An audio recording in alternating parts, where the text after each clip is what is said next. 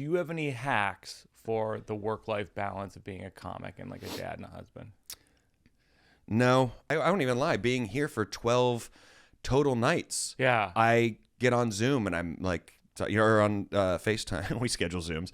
I'm going to FaceTime with the family and, babe, send the link. I want to say goodnight. Click accept. Click accept. Babe, you have to make the meeting more than 10 minutes. She didn't fucking click accept. I sat there for an hour. Yeah. I have a life too. It was me. It was Doug. It was Tony and HR. There's producers and stuff. They're on it too, just doing notes. Why are their screens black? There was an extra. Turn your video There was an extras coordinator. There was a cinematographer. So that show last night was incredible. It was. Thank you. I'm gonna hold this up for the people watching on YouTube, but at every performance of 600 Minutes with Rory Scovel, which is an improvised show, Rory has for sale paintings that he did that are gorgeous. We got 2 of them. We almost got 6, but then we thought it would be weird. No, I like love Jen, it. Jen and I were like, we want that one, and then that one, and that one. And then our whole house is like Rory Scovel Everyone's paintings. Like, so you love him? So what's your fucking deal with Rory Scovel anyway? We only like his paintings. The shows were horrible. But it's so interesting because it's like this. It's called 600 Minutes because it's 10. Dude, let's get the math right, Mike. Yeah. 10 shows, 60 minutes each, improvised. Yeah. Never seen anything like it. We talked about this kind of last time, that whole the improvising and going up, and I've always wanted to do a run that was, probably a little too many shows. Sean Patton just asked me the other day, he's like, how did you land on 10? And I was like, well, I wanted to do a number that was kind of a little too many, but also I got to go home at some point. And 10 just felt like the clean number to do for this. Yeah. It was funny. Like someone came up to me. They had opened for me like, I don't know, 15 years ago, something like that. And they were like, hey, you gave me a piece of advice like, a decade ago about how to write an hour of comedy, you have to basically write 6 hours of comedy. Yeah. And when you said it to me, I was like thinking to myself, this person's crazy. And now I've written my first hour and I'm like, oh my God, that's the thing that was right. Right, yeah. But it's like yours is like times whatever. It's like literally 600 minutes to probably whittle down to like your next hour. Yeah, I think so. And I mean, that's not even just this run of 10 shows. I mean, I really got into doing this last year, like more than I ever did before that. Last year, after I put out my special, I was like, well, let's just do a bunch of these improvised shows because I get to mess around. The stakes are low. I think the audience is into it, but also I'll find material. And is there a lot of crossover in the material? No, I mean, you broad strokes, sure. Yeah. I could get into talking about husband, wife, father, mother, family, the big stroke stuff, which I'm totally fine with. Yeah.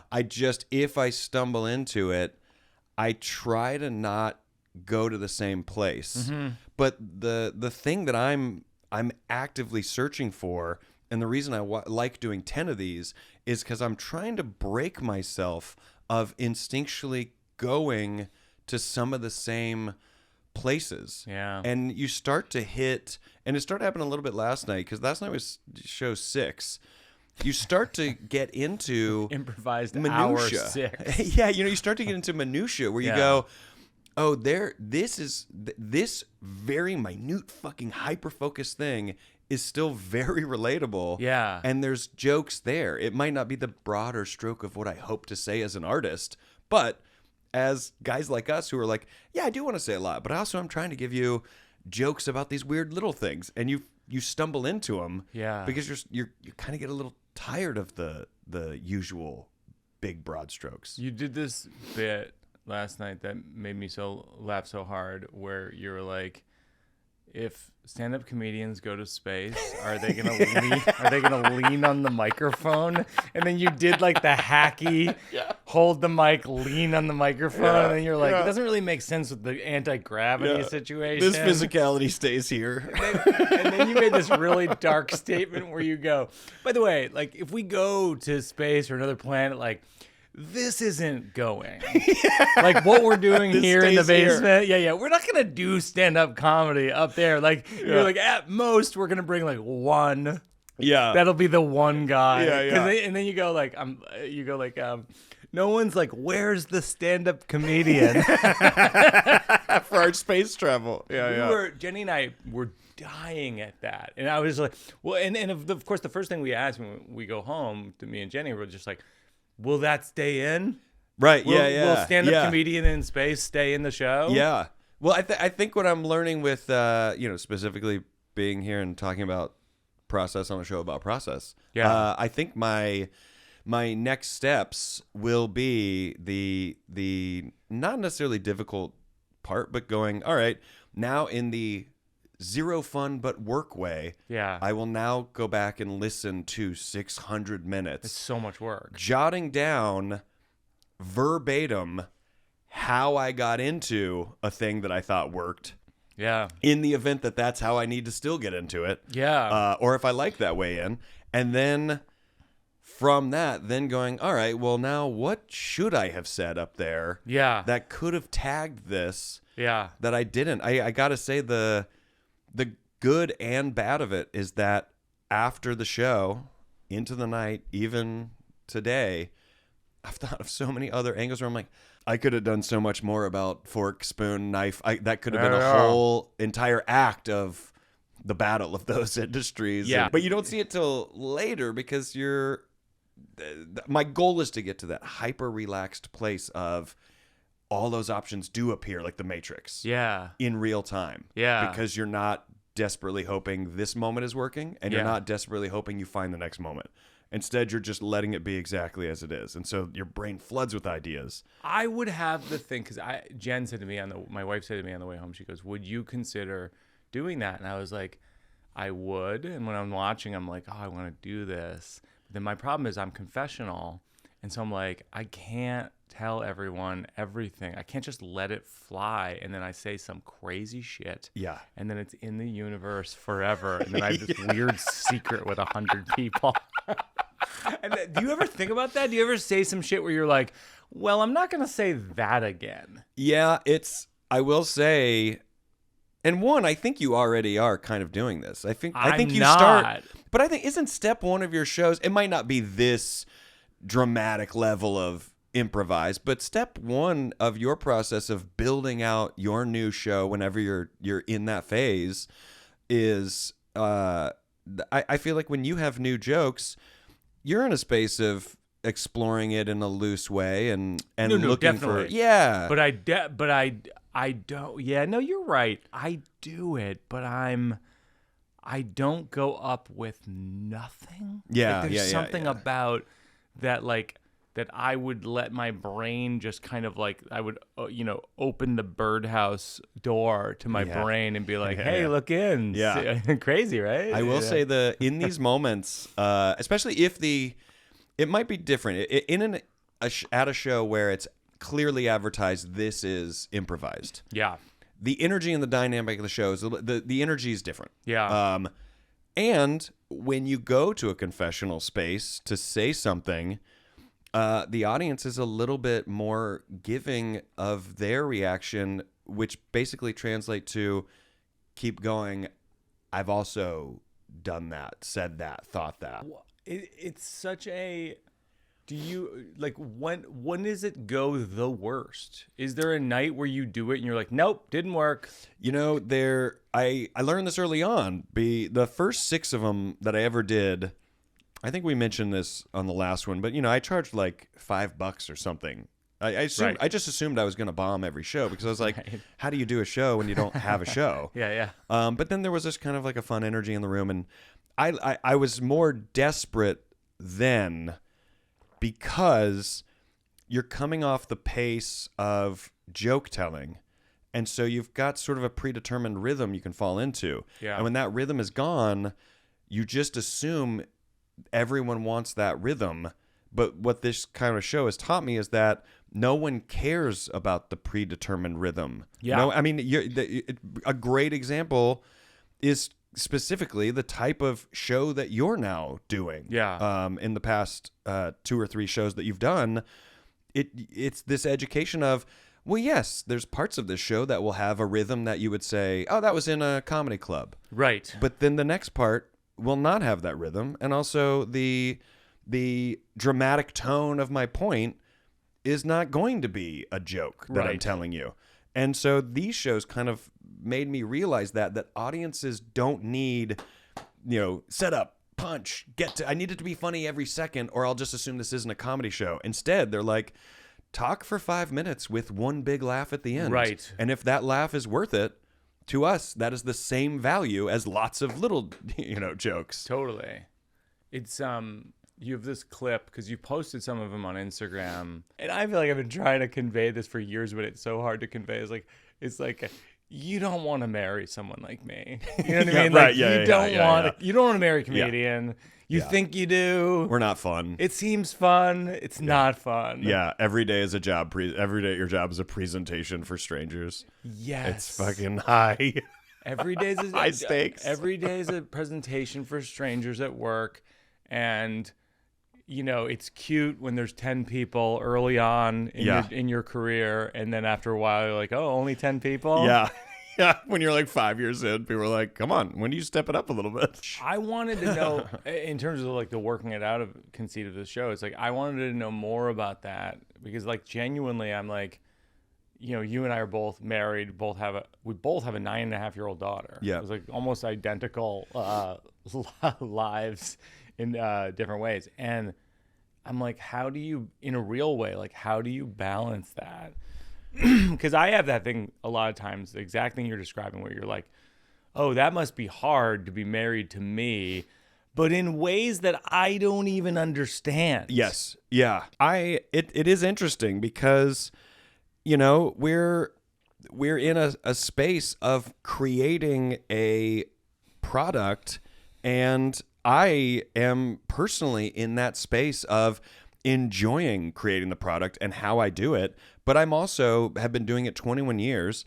There isn't a single stage I step onto even slightly questioning if I'm good at this or interesting at this. Right. But I got to say, like, I'm still at a point where when I announce a show of playing a theater that's like, I don't know, let's say 500 seats, I'm still sweating the palms a little bit going, well, will we sell 500 seats? Yeah, of course. And yet I'm like, and I say to, my reps and stuff all the time, I go, I couldn't be more confident that the product I have built, they will like it. I know they will.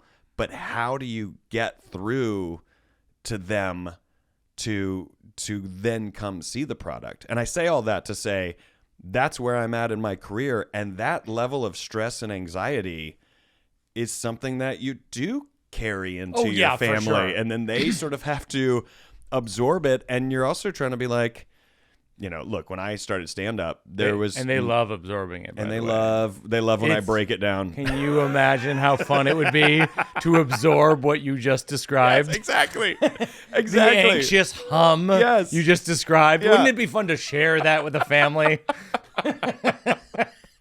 It's weird. It's like a weird. I wonder if it'd be more stressful or less stressful if I actually kind of wasn't good and knew that I wasn't. Do you have any hacks for the work-life balance of being a comic and like a dad and a husband? No. No.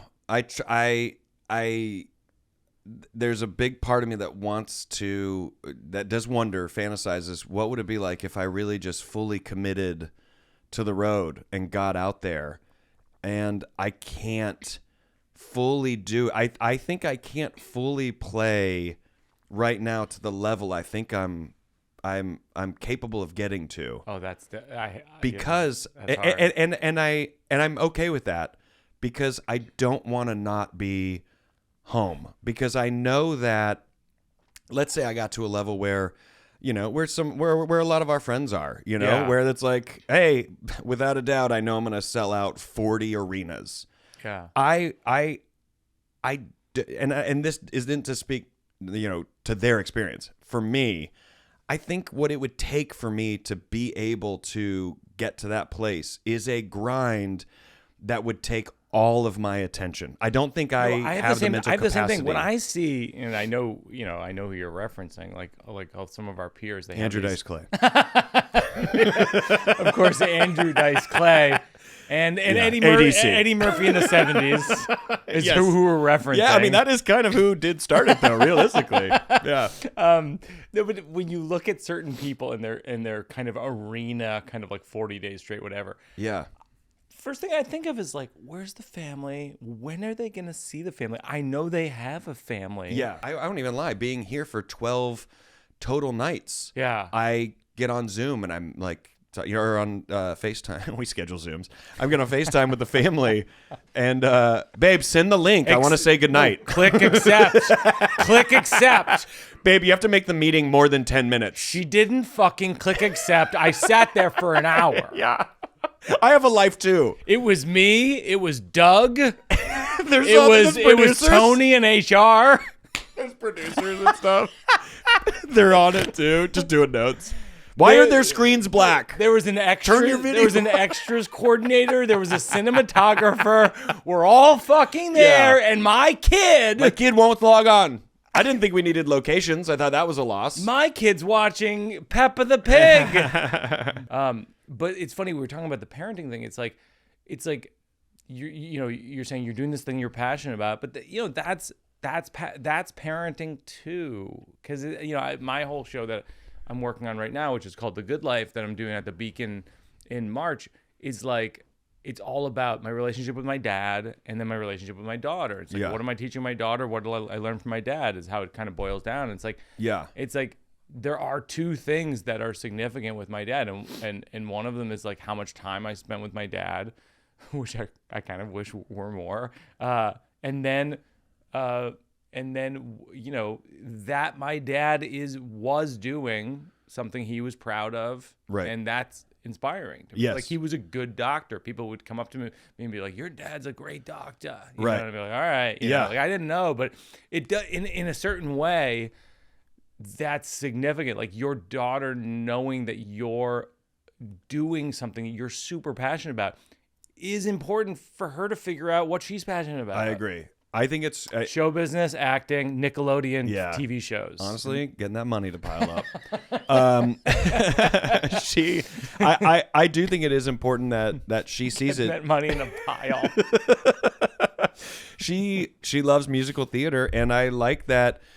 I like that mentally she gets to start in a place of not thinking that becoming a professional entertainer is just a dream that you chase, which is our starting point. Yeah. Instead, our kids get to start at a place of going, oh no, it's wildly possible. Yeah. And there's something about that immediately getting to go, oh, it's not a dream. You can actually do it. Here's how you do it. They're not Nepo babies. They're Nepo kids. They're Nepo kids. And can we leave them alone? They're Nepo teenagers. kids? Yeah, Nepo teens. But there's something to it. I think it's important for them to see that as an artist, you can't half-ass it. Yeah. If you want to create something. I want to actually ask you, in terms of process, like, knowing that, like, right now the show you're doing, it's about your dad and what you said, the theme of like your daughter and what you pass on and all that. Do you start at that? Like, you've just sat down. I just did the previous show, and I'm starting the next one. I'm going to do a thing that tells this story. Or do you start finding material and then go, oh, the thing that my brain keeps pulling me to. That's what it is. Okay, all right. It's the second one. Yeah. So it's like, what's funny is every time I do one of these shows, it starts out as, I'm not doing a narrative show again. I'm just doing stuff I think of. Yeah. This is what I'm thinking. Guys, this is the funniest thing to me. I thought of a narrative show. Exactly. So I am still doing stuff that I think of. I'm not bailing on what I said. It is stuff I thought of, but that happens to be a narrative show. It has an arc, but the arc is very funny. No, like I definitely, I start with like, what am I most interested in?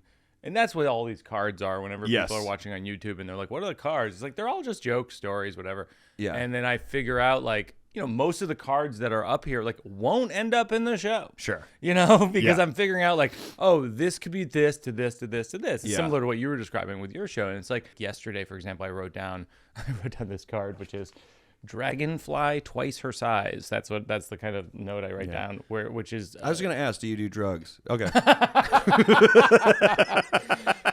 yo, this week I was dropping acid, and then I wrote on this card. Yeah. So that's what I was dragonfly twice her size. And then I was like, we should film this. I was like, Mike, how much are you writing the show? How much is the psychedelics writing the show? And then when are you blending them together? No, I wrote. Originally, it was called The Old Man is the Pool. And then he was like, that's too druggy. This is like this is an abstract. This is an abstract thing this week that I wrote down, but I think could be something. It's just like, which is like I was talking to Oona, like in the fall, where we're on our deck and she sees like a dragonfly. Like I don't know if you have this in your house, but like if we have a bug in the house, like Okay. I put the cup on it. I do the humane. Yeah. Yes. Like Yeah. cup on the thing, Get it and then the outside. paper under the thing. Let it get live. it out. Let it Yeah. live, etc. And then Oona goes, the dragonfly, you know, it's like afraid of us. Like we're like 100 times the size. I go, yeah, I know. And you're like, shut up. You're the weirdest dad. And I'm like, easy. Calm down. I'm in the middle of something. But you know, but it was occurring to me like, oh, like, you know, I'm twice the size of my daughter. My dad was twice the size of me. And Yeah. like so many of these things that were perspective of my dad, like, you know, getting angry when I was a kid or this or that. I think so much of my perception was outsized Yeah. in relation to what it maybe actually was. Like Sure. I may never know what my dad's actual, like how he Yeah. was talking to me or whatever. Yeah. And Yes. and I have Yeah. to think about that in relation to when you raise a child. It's like, how is this coming off? How is it, you know what I mean? Like Yeah. I have a moment where I see a parking ticket. We got a parking ticket and I'm like, but how come that sign says we don't get a parking ticket, but that sign says we do get a parking ticket. And then I'm like, well, how does she take in like me be getting mad about the parking ticket and all Yeah. that stuff? And I just wrote down dragonfly twice her size. But a lot of it has to do, I don't know if you have this with your daughter, but like thinking about like, how is she taking in like all like when you spend time with her? Yeah. I think about it all the time of like what, you know, when we're just in the car and it's the two of us and I'll like, I don't know, complain about traffic or something and she'll like have a question. I'm always like, are you at the age where I can like break this down for Yeah. you? Like, I don't know what to tell you Yeah. about these bigger questions because these are the questions I want and these are the conversations I want to have. Right. But also there's a timing to the fragility of your mind and also the innocence of you that I would die for. I don't want that. It's who knows at what point the innocence will really start to ramp up and fade away as it does for all of us. But it's like I'm trying to protect it. So I also don't want to be like, well, here's how the world really works. Yeah. I have another question for you about process in your show. When you and if you're like, I've already talked about this on the show forever. You getting into, you know, the map of going, all right, this is the show and this is the theme and this is what it's going to be. But before that, are you out on the road putting shows together where you're like, where to your point, you are going up for 60 minutes and you are going, I am telling jokes about things I thought of. And then at some point you hit a moment where you go, all of these are steering towards this one kind of focus. And not even, you're not even trying to make it do that. I did this, you know, Jesse Fox. Yeah. And Jesse Fox and Seth Meyers did a documentary called Good One based on Jesse's podcast. Yeah. Which is, it's on Peacock and it's, they filmed me like 2 years ago at the beginning of the process of what is now this show. I don't think any of the materials in this show. Yeah, which is kind of great. Yeah. But they interviewed me in the thing. They were like, "Do you think that this material will end up being in the show?" And I'm like, "I don't know because I don't know what will happen in my life, and you don't know where it goes." Well, yeah. And the sad thing is like the stroke happened. My dad's stroke happened, and it was like, as I was kind of coping with that, I was finding some jokes in it, and I was like, oh, well, that's sort of where this chapter 2 or act 2 of this goes, which is, I think the first joke I wrote about it is, my dad had a stroke, which is devastating, but it has calmed him down. Just like, when I was a kid, he'd be like... But this is in act 2? This is when you're like kicking into this gear? All right, yeah. Great. When I was a kid, he'd be like, God damn it, I'm eating pretzels. And now he's like, pretzels. I'm like, it's not... It's a little more polite.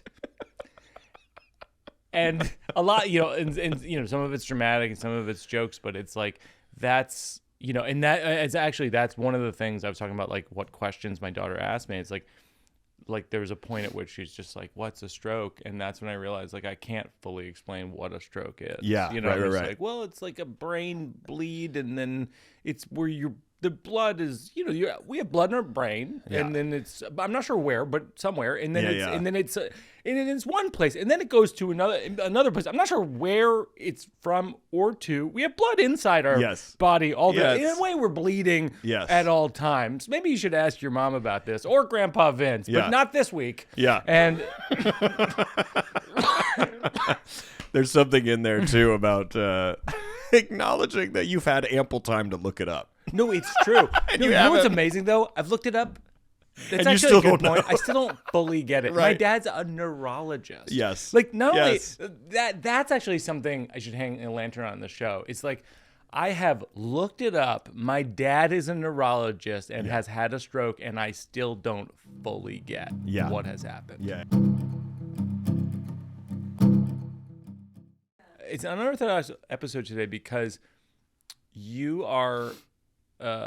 like a few of our guests, sometimes people tune into the show and they're like, how come you're not working out a lot of material? And the truth is, some of our guests, they don't do that necessarily. Right. Like, so it's an awkward thing because you're like, well, I don't want to like bounce a thing off you and then like it's just a wall and then it just sits there. But with you, I'm like literally running like 5 jokes at once because like you're so elastic in that way. Like you're so quick at it.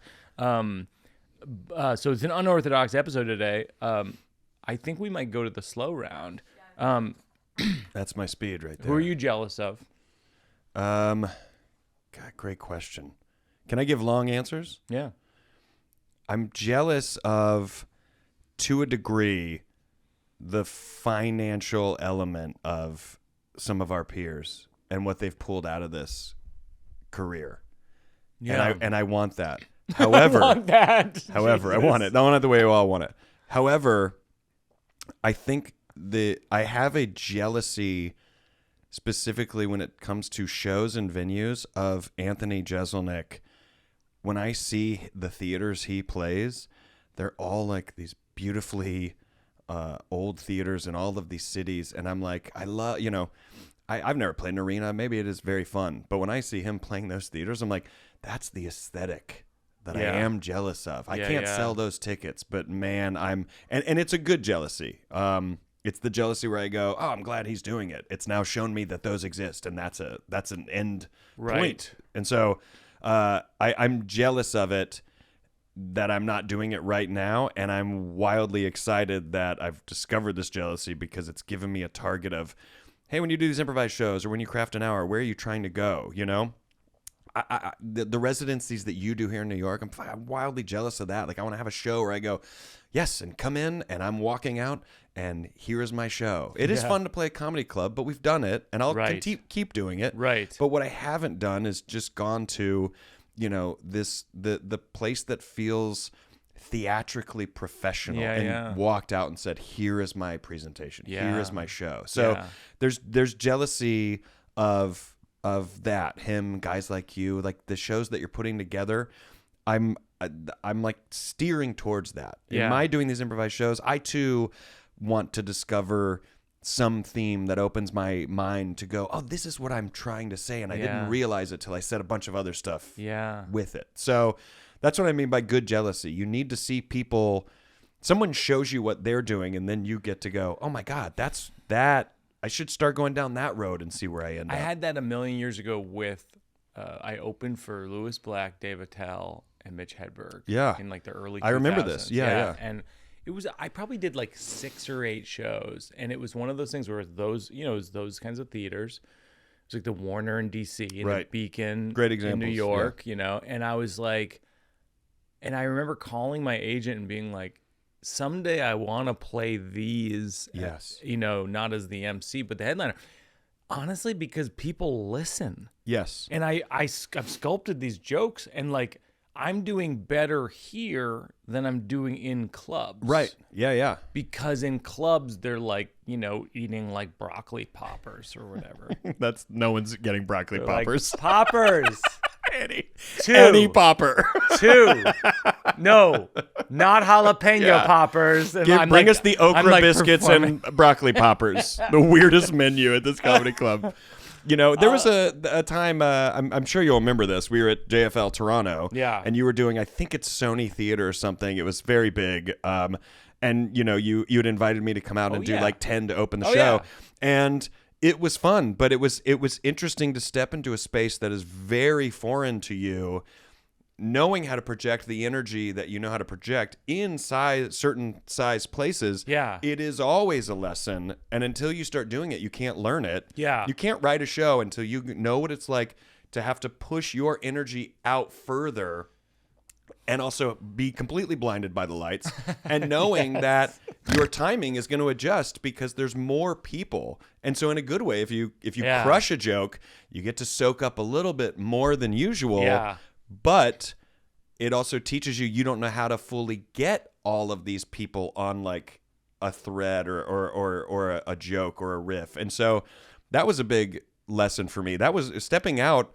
I remember getting off that stage and being like, I think that went okay. It starts the show. They're not here to see me. They're here to see Mike. Yeah. But then I sat on the side and was watching you, and I was like, I can see the fun in this once you learn how to start this. Once you learn how to, my starting point can't be like a comedy club. This is not that space. We're in this more professional, formal space. And that, I was like, the moment you walked out and started doing the show, I was like, I had the moment that you had with those guys, is that I watched that and I was like, I want to come back to this festival and I want to do this. I want to be like, here is the show. Well, you know what's so funny is like, it's a complex idea. The idea of like, what is the audience experiencing versus what are you experiencing? And how are those things interacting? Like, you had a line last night where you're like, that joke should have done better. That joke should have gotten more. And Jenny and I were talking about it. We're like, that joke was great. It actually was. What if referees had a reversible jacket where the other side was a priest's habit? So stupid.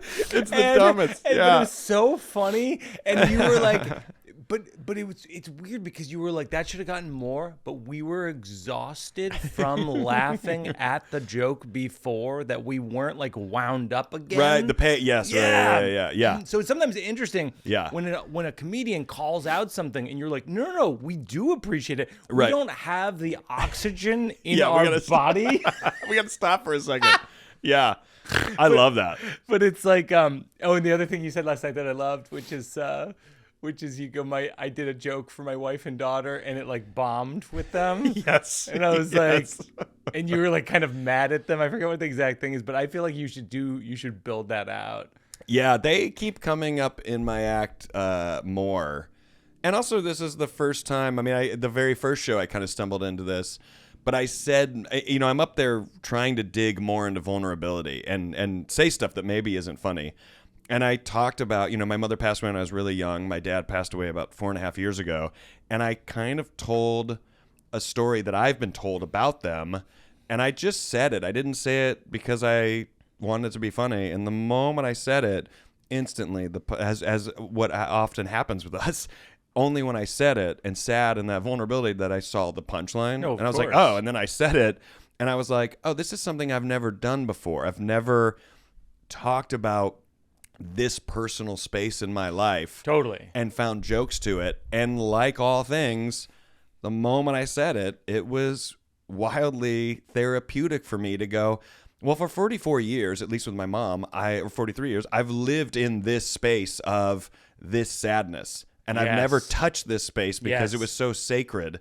And I think it's finally time to just perceive and feel this space differently. I can't keep living in this sadness and what if and what could have been. I have to now go, well, if I want, my job is this. So if I want people to know of her, this is how I have to do it. Yeah. I have to start this talking is my about language. it. Yes. Comedy is my language. And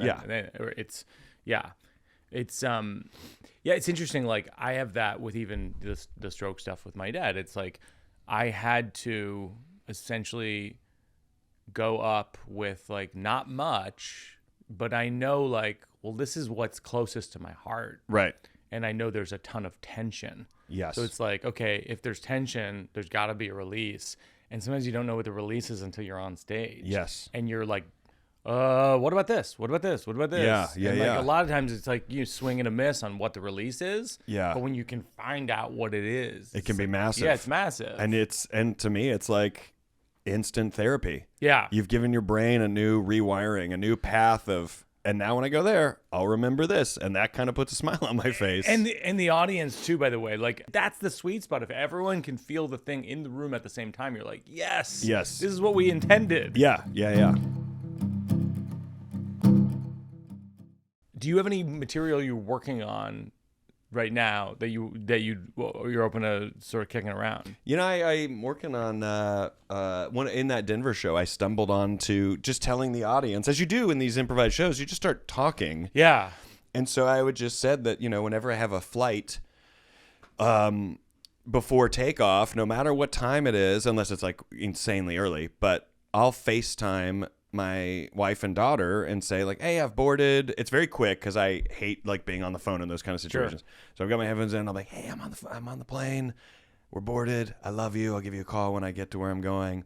And then, you know, it's all like, all right, I love you. Have a good flight, blah, blah. And we hang up. And I told the audience, I was like, I think I do that because I assume that if something happens on this flight, they at least got that, which made me then go into how kind of slightly narcissistic that is.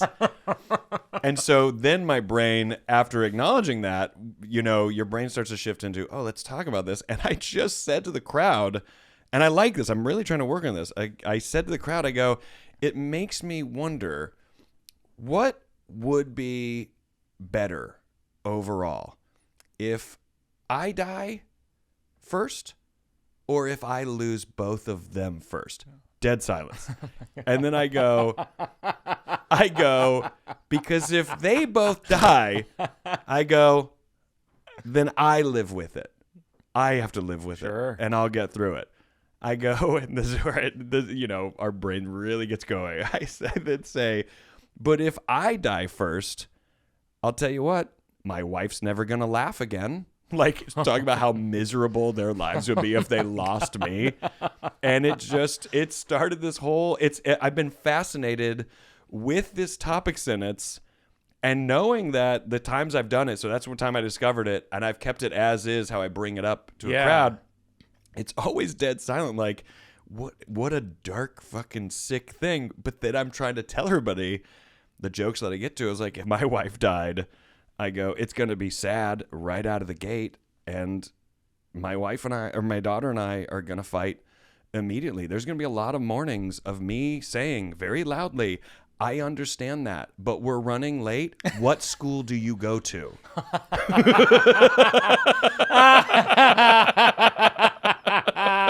That's great. But you know what I mean? Like that but payoff we are running became late. Even what higher. School do you go to? Yeah, that became even higher payoff because we started at this place this topic sentence that had zero smiles. Even it was just like Jesus. This is scary. By the way, that's a great example of what we were talking about earlier of like tension and release. Yeah, it's like you're going to literally the most tense topic, yes. Hypothetical of the most horrible situation. Yeah. And I just think like, you know, it's almost like you could do a whole show of hypotheticals. Yeah. That are like essentially like, how do I Houdini my way out of this insanely unfunny hypothetical? Yes. Yeah. Because you have the unique ability, I think, especially, when I see you last night, it's like, I think you have the ability to make almost anything funny, anything work. And it's like, it would be fun to do that as an experiment. I actually like that. I like that as a concept or like a show approach. Yeah. Like, instead of having some specific theme, it almost feels like a bunch of short stories in a way. Yeah. But It is like the that. stand-up version of it. It is like a bunch of short stories. It's like a bunch of vignettes of if this happened, what else? Right. And then like essentially like 8 different times. Yeah. And then maybe it wraps up in the end in some way. With some thematic close. Yeah, I like that, hypothetically. It's great though. I mean, like, that joke is so funny. And also, I think what it does is, like, the way that it sneaks up on you is that it's so the punchline is so everyday. Yes, exactly. The setup is like so dark and Yeah. Requiem for a Dream Yeah, level yeah. drama. Yeah. And then like the punchline is just like, what school do you go to? Yeah. I keep now that I keep trying to like tag that moment where I'm like, who is your doctor? Right. And like that question of asking your kid, Right. any food allergies I need to know about. What is your social security number? Yeah. What? Do you know what shots you've had already? Yes. Can you name some of your friends? Yeah. I think it's great. So yeah, that's so it's not like so in a way that is something I discovered in one of those improvised shows. Have you ever had a babysitter? Yeah. Who babysits you and how often are they willing? What's their availability? What are their for the hours? next few weeks? What are their hours? I'm at the Chuckle Hut in Tuscaloosa. I'm still doing stand-up. I'm still on the road. Would they be willing to repost my Instagram story about... Ladies and gentlemen, he just lost his wife, and he's here for 5 straight shows.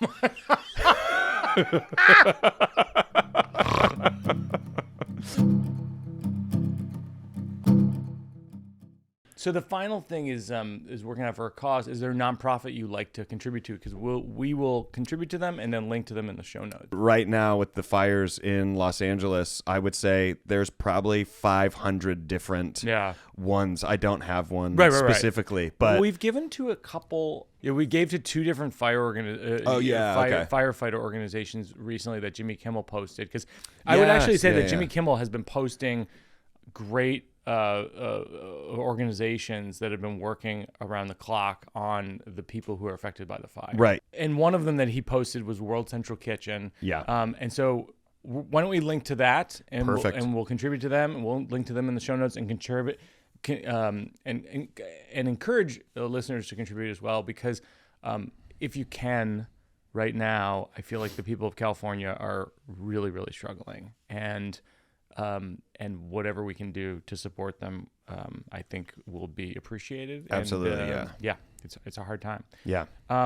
Rory, you're amazing. You're an inspiration. People should see your show wherever you are. It's unbelievable. Same to you. I appreciate that so much.